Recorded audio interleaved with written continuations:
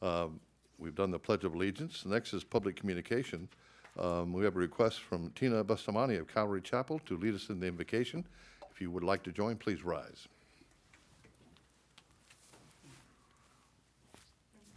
Let's pray. Father, we come before you, Lord, thanking you for the opportunity to give this meeting to you. First, Lord, we want to thank you for all that are in charge of this city, Lord, from the mayor to the mayor pro tem to the city council members, to the fire chief, to the police chief, to the administrator, Lord. There's so many civil servants here, Father. We thank you for them. Some are paid and some are not, Lord. We just thank you for all of them that serve this city. We give this time to you tonight. We pray for wisdom on our council. We pray for anyone speaking and coming to this podium, they would be clear, Father, and that you would have your way here, guiding and leading. We ask this all in the name of Jesus. Amen. Amen. Thank you. Have a seat, folks. Under public communications, I have one written request to speak from the Chamber of Commerce, Belinda Douglas. And you folks are reminded you have 5 minutes for your presentation. Good evening, Mayor, City Council. I wanted to give you an update. Please state your name for the record, Oh, I'm please. sorry. Belinda Douglas, representing the Chino Valley Chamber of Commerce. Thank you. I wanted to give an update on upcoming chamber events. Tomorrow morning, we're going to have empowering veteran employment and growth of the demand on our economy. Our speaker is going to be Matthew Ketting of DoorDash Restaurant Deliveries. Coming up in March, we're going to be saluting our, a salute to safety by our professional chief and fire departments. February 10th, we're going to have a special speaker that's going to be discussing professional gift giving. February 17th, we're going to have a special speaker talking about pain relief and medications. February 24th, we're going to have a guest speaker from Merrill Lynch talking about wealth management. And then February 25th is Pizza and Politics, and our guest speaker will be Wayne Taylor, who's a retired scientist and university professor who will be talking about fossil fuels and the future of transportation and the impact on the business community.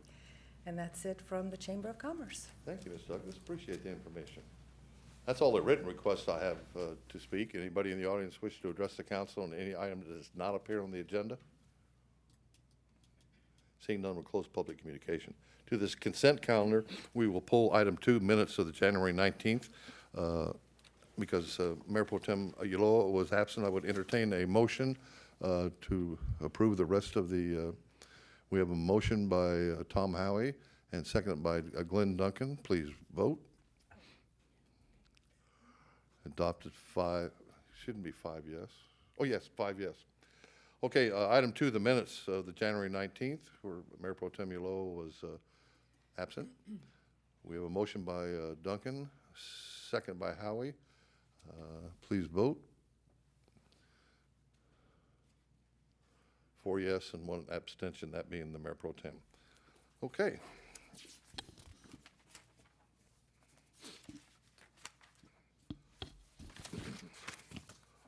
Under new business, item 14, award of contract, Public Work Services Center debris bin covers. A report this evening is by our Assistant City Manager, Public Works Director, Mr. Jose Allaire. Mr. Allaire? Thank you, Mayor, members of the City Council. Since last fiscal year, our Building Management Fund has contained funding for the design and construction of debris bin covers at the Public Works Services Center. These bins are used to temporarily store debris that we collect throughout the city when we have windy days or debris that's out there. We also store building materials there for Public Works Services staff for them to use on an ongoing daily basis. Now, an audit of the service center was conducted by the California Regional Water Quality Control Board, and they determined that we have 12 bins that are located out there on the north perimeter of the site, and that they must be covered to prevent the potential of rain water or the storm runoff to go into our regional storm drain. So as a result of that, staff began the process of preparing plans and specifications for the construction to cover these bins. A notice inviting bids was published locally, and in December of 2014, 2 bids were received. Because these bins exceeded the available funding and there was concerns with the design, the City Council rejected the bids and directed staff to revise the construction documents and rebid the project. Since then, we've done that, and the city re-advertised the project, and on December 23rd of 2015, we received 2 bids. The lowest bid was submitted by Broughton Construction of Rancho Cucamonga in the amount of $212,631. This bid was $53,265 less than the year before's bid on the previous design. So in addition, staff is requesting authorization to spend $21,264 for construction contingencies, $6,000 for geotechnical services, bringing the total amount of this project to potentially be $239,895. That concludes my report on this item. Thank you, Mr. Laird. Prior to council comments or questions, I'll open this to public. Anybody wish to speak to the council on this item? Seeing none, I'll close public comment. Any comments? Entertain a motion. Moved by Councilman Duncan, seconded by Mayor Pro Tem Ulloa. Please vote. Item approved in the majority. Item 15, award of contract, Chamber of Commerce renovation project. Again, Mr. Allaire. Thank you, Mayor and Council. This year's Building Management Fund includes funding for a chamber renovation project in the amount of $180,000. Now, the scope of this work includes the replacement of an exterior stairway that's on the back of the building, repairs to the building exterior trim and some wood siding, repainting of the entire exterior of the building once the repairs are all made, and then modification of the rear public entrance to meet the current American with Disabilities Act, or ADA, design guidelines. So there's some ramps and other features, concrete work that needs to be done to bring it all up to code. Now, the improvement plans have been reviewed and approved by our building division and found to be in compliance with the International Building Code requirements and the ADA guidelines. A notice inviting bids was published locally and on Planet Bid electronic bid format. And on December 23rd, we received 5 bids. The lowest bid was R Dependable Construction of San Bernardino in the amount of $159,300. Staff is also requesting authorization to spend $15,930 for construction contingencies, which will bring the total cost to $175,230. That concludes my report on this item. Thank you, Mr. Laird. Prior to council questions or comment, anybody in the audience wish to address the council on this item? Seeing none, I'll close public comment. Any comments? Councilman Howie? Yeah, I'd like to just make a comment that the Chamber of Commerce building is one of our oldest buildings in the city of Chino. I think it's built in the 1880s, is it, the gray building? And I'm glad to see that we're continuing to maintain that building and keep that, because we don't have a whole lot of buildings left in Chino that are that old. So glad to see we're doing that, and I think it's great that we have that particular building still in our city. That's my comment. Thank you, Councilman Duncan. Yeah, Jose, are we gonna paint it the same color Uh, as it is now? Mike, or- same color? No? We're open for requests. Okay. What was the original color on it, Mike? You're not that old, are you, Mike? But they paint Battleship that back in gray? 1859, Mike. painted it the original time, yeah. What color was it, Mike? He didn't have any gray hair back then, though. We think it was white at the time. Okay. And are we doing anything with the fronts? The front steps are really scary. Not in this phase of work. Okay. I thought the steps were concrete. No, the front steps are wood. Are they? They're real steep. Oh, yeah, I know they're steep. I thought they were concrete. Yeah, it won't be in this phase of work, but as I said earlier, the ADA access will be through the rear of the rear, building, right. so we will be compliant. And the rear has a lot of parking as well, so people will be able to access the facility. Yeah, there's handicap right behind it, isn't there? Yes, exactly. Yeah. I'm just concerned because the steps in the front are kind of scary, and concerned about liability there. Sure, and we can definitely look at that and report Duncan, back to just go you. through the back door now. Don't say you won't be scared. Any other questions? Entertain a motion. It's moved by Councilman Duncan, seconded by Mayor Pro Tem Ulloa. Please vote. Item is approved, 5-0. Okay, item 16, introduction of ordinance 2016-003 relating to public skate parks. Our report this evening is by our Community Services Manager, Mr. Ted Bistarkey. Ted? Good evening, Mayor and members of the City Council. In November 2003, the City Council opened the skate park located at Yalla Park for public use. At that time, the City Council also adopted ordinance number 2003-16 pertaining to skateboarding and roller skating on public grounds. Ordinance number 2003-16 incorporated sections 115800 of the California Health and Safety Code relating to the safety and liability of skate parks. On August 17, 2015, the governor signed into law Assembly Bill 1146, which amends section 115800 of the California Health and Safety Code. The primary change is to expand the definition of a hazardous activity to include not only skateboarding and roller skating, but other wheeled recreational devices. Other wheeled recreational devices are defined as scooters and wheelchairs. For the city skate park to come into compliance with the new law regarding public skate parks, the Chino Municipal Code needs to be amended to add language related to other wheeled recreation devices. Staff recommends to approve the introduction of ordinance number 2016-003, amending sections 10.24.020, 10.24.050, and 10.24.80, it's a lot of eights, of the Chino Municipal Code relating to skateboarding and roller skating on public grounds to be read by number in title only and waive further reading of the ordinance. This concludes my report, and I can answer any questions that the council may have at this time. Thank you, Ted. Prior to council questions or comment, anybody in the audience wish to address the council on this item? Quiet group tonight. Seeing none, we'll close public comment. Any, Councilman Howie? Yeah, hi, Ted. I just got a quick question. You know, I can't believe it's been, almost 13 years that the park's been open. Every time I drive by, I always see a lot of people, a lot of kids. What's the condition of the actual park itself? Is it holding up pretty well? So I know there's a lot of concrete, but I know it gets a lot of use. Yeah.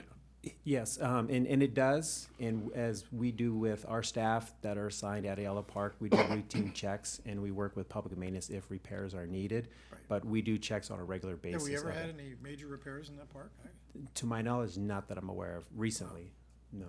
think it holds up pretty good. Yeah, it definitely does. For much usage that goes on, it definitely does. Yeah. Okay, great. Just my question.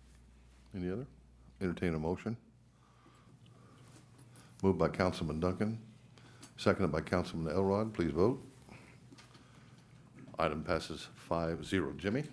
Yes, Mayor, council members, this is ordinance number 2016-003. It reads, an ordinance of the City Council of the City of Chino, California, amending sections 10.24.020, 10.24.050, and 10.24.080 of the Chino Municipal Code pertaining to skateboarding and roller skating on public grounds and business districts.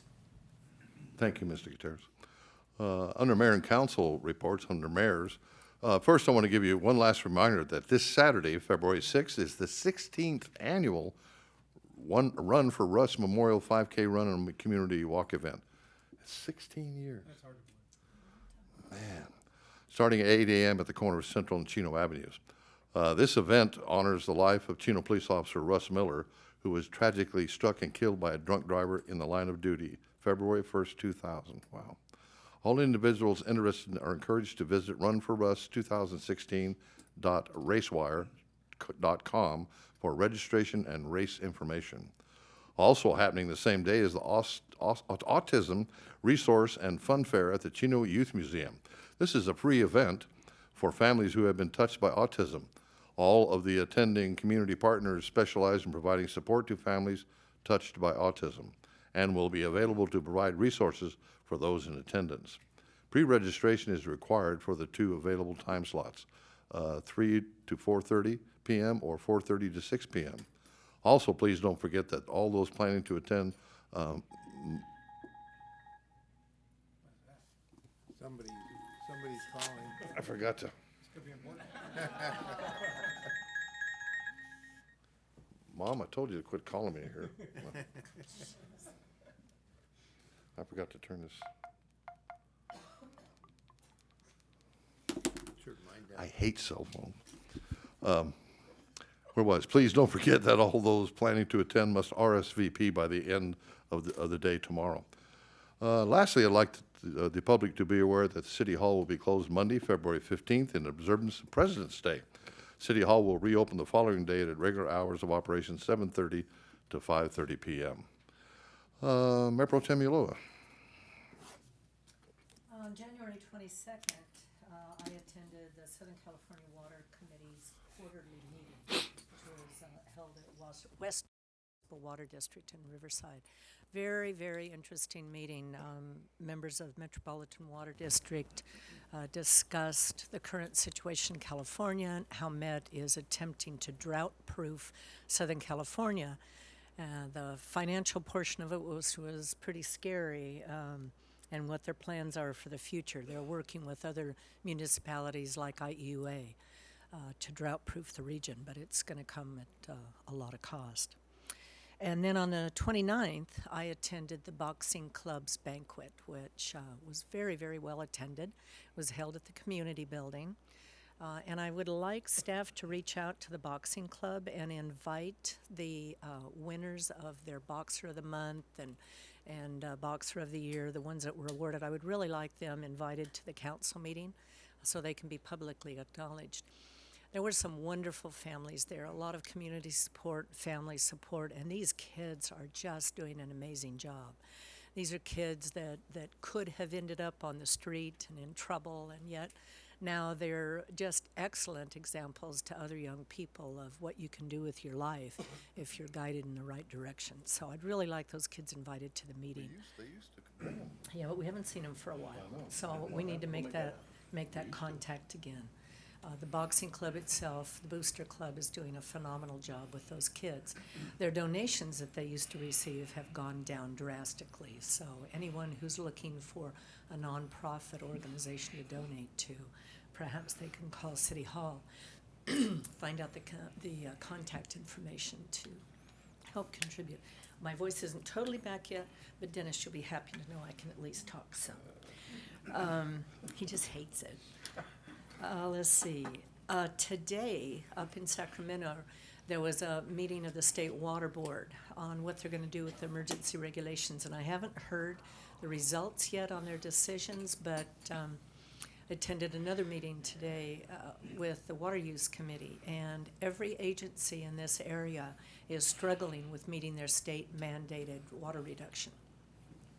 In the summer, everybody did pretty well, but now that the winter's here, and especially now that we've gotten rain, people's usage obviously have dropped, but historically their usage was lower also. So some of the agencies have great concern that they're not going to be able to meet the state mandates. The state has talked about giving some relief to their regulation. However, it's not going to affect this area. So stand by. We're going to be seeing probably shortly what that impact is going to be. Yeah, but the thing is, I've talked to people in the city, the state's hammering them to cut back on water use. They're doing that. Then they raise the rates, and they're going, that really upset them.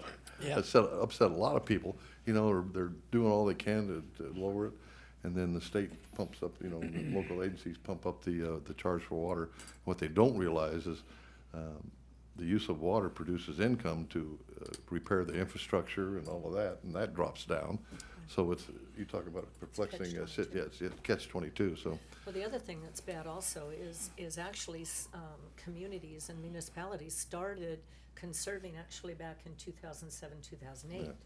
And so the communities and water districts that did really well with their reductions have already reduced And they get sometimes double penalized. 25% Double more. jeopardy. But the state is starting their baseline on measurements from 2013. Yeah. Well, these communities have already cut back and are conserving.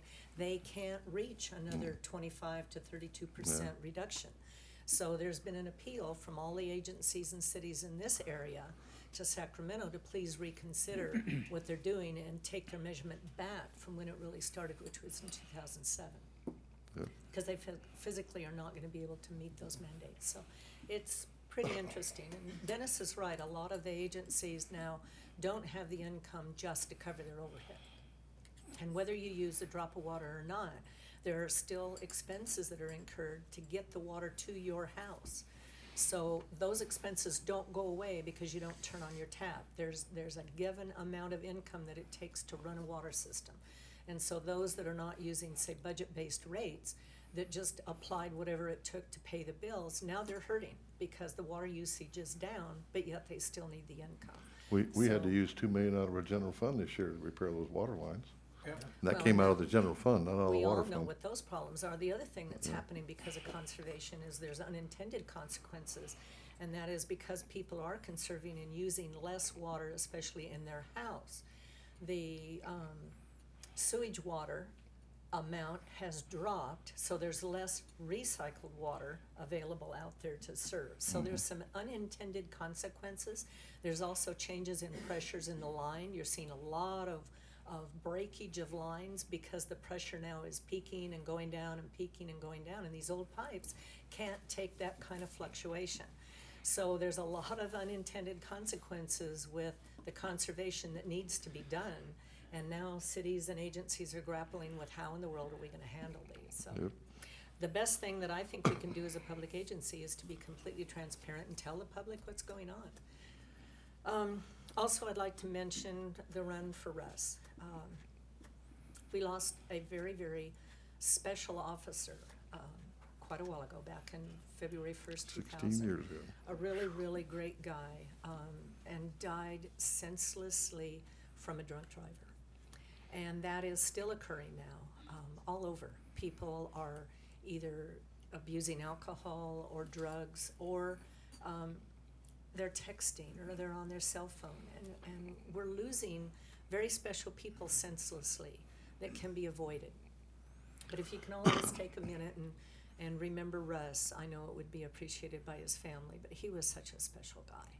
And he is still held very dearly in people's hearts. So I'm sure the run this Saturday is gonna be special, just like it always has been, but, I'll That just funeral close. was the darndest thing I've ever seen. Oh, it was just. We had the service up at the Catholic Church in Chino Hills, and the council, we were riding in a van. And we came up Central Avenue, and people were lined up on both sides of Central, I don't know how deep. And you the know, overpasses And on the the overpass, and we freeways. got on the freeway, and it shut the freeway down going eastbound to the Vets Cemetery in Riverside. And every overpass we went under, there were guys up there saluting. It was something. it was really something. And we got to the cemetery, and the fire department had their big ladder there with a big, huge American flag. And everybody was doing fine. The service was over. It was an outside service. Remember when the bagpipe guy Yeah. came over the hill, then everybody started crying. Remember that? It was horrible. But it just seems like yesterday. I can't believe it's 16 years. But, It's a very just to special tell you, time. when Officer Miller was hit, he was walking to a pickup truck to sight the person he had pulled over. This young man hit him from behind. He flew through the air and landed in the back of the pickup, and continued on. And the gentleman that was pulled over got to the police radio and radioed in that the officer had been struck. But the young man continued, went into a housing district here in Chino, and plowed into a parked car in front of a home. It just so happened the car belonged to a Los Angeles police officer who come running out. Remember that? And he pulled the guy out of the van and arrested him right there. He was an off-duty LAPD. But that was, and then poor Officer Miller died of major hemorrhaging. Do you know the tragic thing about that is the people that young man, the people that he was with, knew he was drunk and shouldn't drive. And they could have prevented that by taking his keys or offering to Plus, he was a drive him diabetic, somewhere. remember? It was a tragedy, and it shouldn't happen. Ruined his life, ruined the Miller's life. It was horrible. So please don't drink and drive, and if you know someone who really shouldn't be drinking, drive them home, take their keys. I don't care if they get mad at you. You're gonna regret just as much as they are if they take a life or even lose their own lives. So prevent them from doing what they shouldn't do. Please, take care of each other. Life is too doggone short. And that's all. Councilman Made up for Elrod. when I was gone. I know. Yes, Mr. Mayor. I have a quick question for Matt. How are we doing on the senior center as far as the construction and? Yeah, things are moving along. The roof is completed. The restrooms, majority of them are completed. The painting's pretty much done. It is open for folks to use. But it's getting there. Okay, I know we're behind schedule a little bit on it, and I was just wondering, but the roof's on, that's a good thing. I had the opportunity to go through the courthouse here on the 26th with Brent Arnold, and if you want to see government waste, go in that building. They have pallets and pallets and pallets of enclosures that are already wrapped and to be delivered somewhere. And I've just never, even stacks of paper, new paper, things that could be used. And it just amazed me. What really amazed me also is the shape that building was in. It's leaking all over. It was in bad shape. I don't know how they could even operate under there. That's why they closed it, I guess. But it's pretty sad. It's in bad shape, real bad shape. So I don't know how long we're going to keep it without, raising it. It's gonna be raised. Yeah, it's not in a good deal. And the fire department across the street, the old fire department, do we have any plans for that? Are we going to tear it down? I mean, we're starting to board up windows and, Well, the community theater is using it to store props and all that stuff right now. well, we have to either cosmetically do something. I mean, if I boarded up my place like that, I don't think I'd be in good eyes of the city. Well, we have plans to eventually knock that down and the courthouse and the old PD. Community services building too. Yeah. Yeah, the one on the corner, yeah. And so I know our city manager's been working on the budgeting and all that good stuff, so that is on our radar. Yeah. Yeah. Sooner the better, because it's, and then Glenn and I met with a developer, the old Edgewater project, the Stuvie property out in, it's back. You gotta be kidding. No, it's back. True West. True You West. gotta be kidding. Yeah, true something. What's odd really is they have eliminated, like this units, half the lots they were gonna put on that property. How they did it, I don't understand, but we'll see. We've been there, this is the third time around with this, and it will be fun to watch. So, I think Right. they've had a hard time getting people that aren't trying to steal all their money, the family. So I think they know now they've gotten rid of all the bad guys and hopefully are on track again. But, They've been taken advantage Oh, of, but oh. hopefully this plan also won't have these stupid lakes. No, It's they're one gone. thing, we don't They're have gone. the water, and then you look at the mosquito problems and everything else that's concerned. That project's Sort of like a owning bad horses. penny Oh, Popping up. jeez, kinda like what? Owning horses. Oh, I love owning horses, it's a lot of work. Gotta buy the keeps- goldfish. Work, I mean, it's expensive. Yep, Oh, yeah. yep, Yep. Now racehorses, you get a return. so- no, not Not necessarily. all of No, not necessarily. It's not what I'm told. I'm told you really get a nice Yeah, return. yeah. Well, you have Go friends buy that have- some. Well, But my one racehorses- friend, he made $60,000 in 1 year. It cost him 100, but he made 60. That's good return. Yeah, isn't Yeah. it? You know should- how- you know can how write that become- off. You know how you become a millionaire horse owner? Get rid of them. Start out with $1 billion. Yeah. It's about like Yeah. owning a boat too. But anyway, we met with them and we'll see how it goes. I don't know. We'll see. That concludes my report, Mayor. Thank you. Councilman Howie? Yeah, I really don't have a report, but I would like to, I'm glad we're talking about the Russ Miller situation because, I don't even know how many police officers that we have now. We're on probably more than half the department now. It's Wasn't retired. on Yeah. the police Yeah. department at that time, and also with the amount of new citizens that we've had in the city in the last 15 years, thousands that we have. It's great to see that we're not forgetting Russ, and in that run is getting to be the 5K is getting to be over 1,000 people, and it's just a great event. So kudos to the police department for that. That's all I have. Thank you. Councilman Duncan? Yes, on the 27th, I chaired board meeting for the West Valley Mosquito and Vector Control District, where I was reelected president for, I think, the 12th year. What, nobody else wants a job? Is I that it or what? guess. So we spent a considerable amount of time discussing the new Zika virus, which, if you read the newspaper or you watch television, you've seen it on TV. They have excellent pictures of mosquitoes on TV. If you like And mosquitoes. it sounds real similar to the West Nile virus. However, there's some major differences. With the West Nile virus, birds tend to be the reservoir for the virus. So mosquitoes will attack a bird and infect the bird. Other mosquitoes will bite that bird, and that's how the West Nile virus spreads to us. But we're at the end of the chain. So once a mosquito infects us with it, another mosquito can't bite us and get infected by West Nile virus. With the Zika virus, you become a reservoir for that virus. And today they announced on the news that they think they have cases that were transmitted between humans by sexual contact. So, yeah, so this is pretty scary. The disease affects pregnant women really bad. It causes hydrocephalic, which is the real small head and reduced brain. So it's pretty dramatic in the some of the tropical zones. Down in Brazil, they have a lot of this. In Puerto Rico, they have cases. They had a case in Dallas today.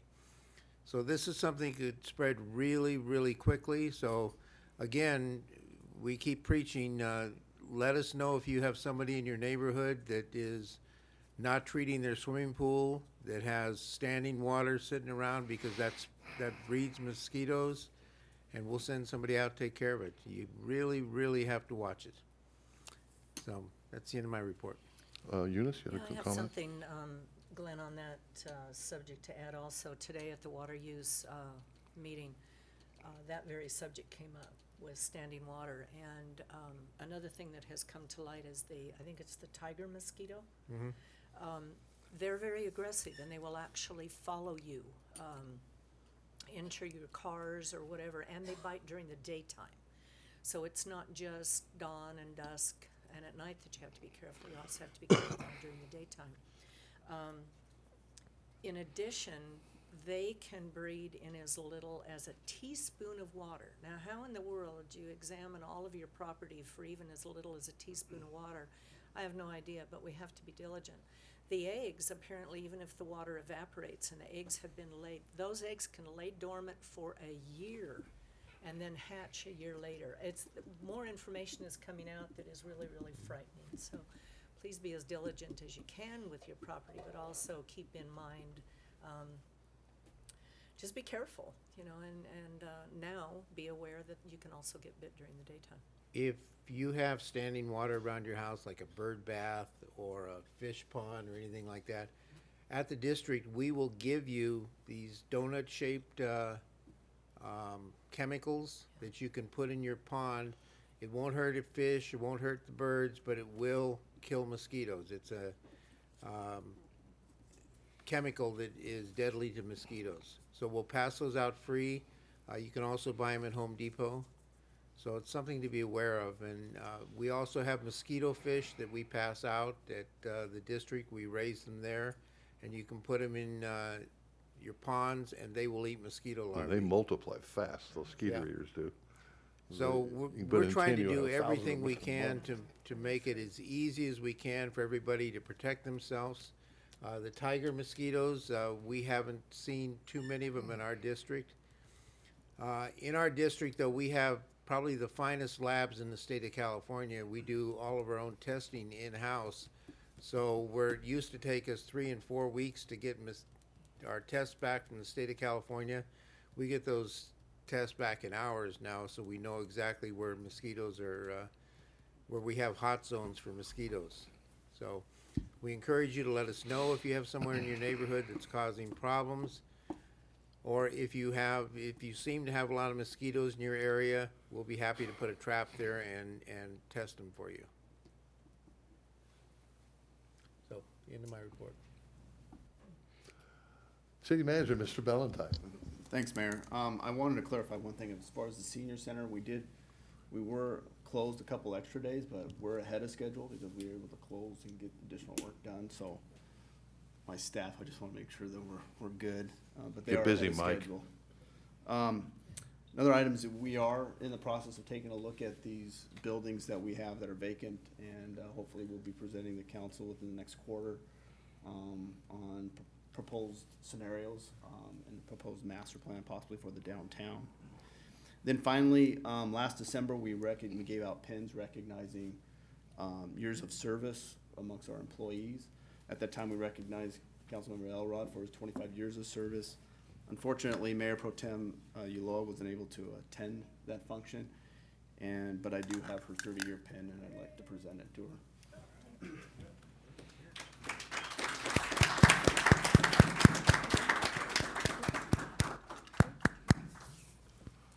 How can you be 39 if you got 30 years here?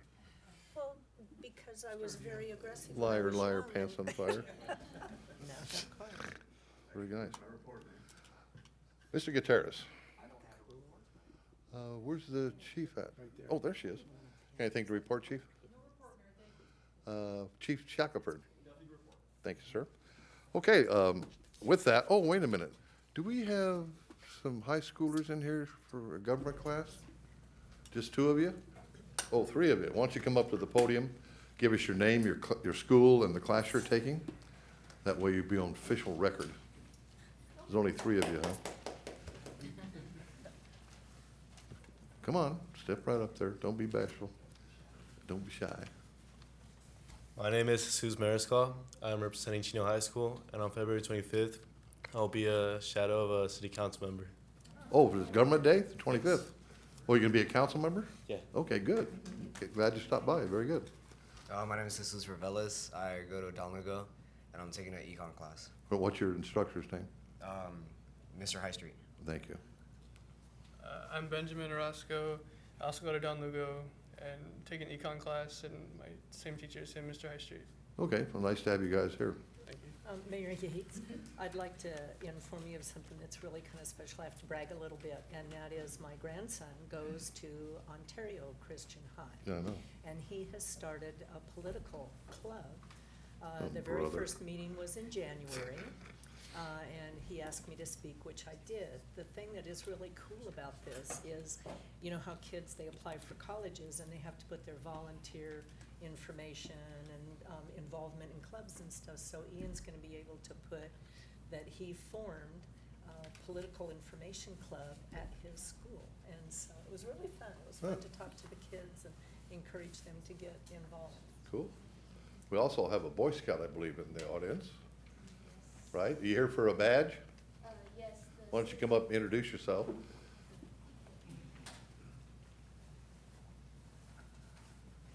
And tell us what badge you're going for. What troop you in? Troop 214, What's your name? Raul Tabares, and I'm working for the citizenship in the community merit Okay. badge. Very And one good. of the requirements is to come to a city meeting. So I'm here to describe an issue to my counselor, so I could Okay. get the badge. You have an issue? No, no, just describe an issue that was discussed here to my Oh, okay. counselor. All right, well, it's nice to have you here. Thank Good luck you. to you. You going for Eagle Scout? Yes. Cool. After I finish the ranks. Oh, good for you. Well, keep working hard. Yes, I will. Thank you. Thanks for being here. Cool. Okay, we'll stand adjourned. The next regular meeting of the City Council will be held on Tuesday, February 16th at 7 p.m. 6 p.m. Closed session is necessary. You all drive safely and have a good evening.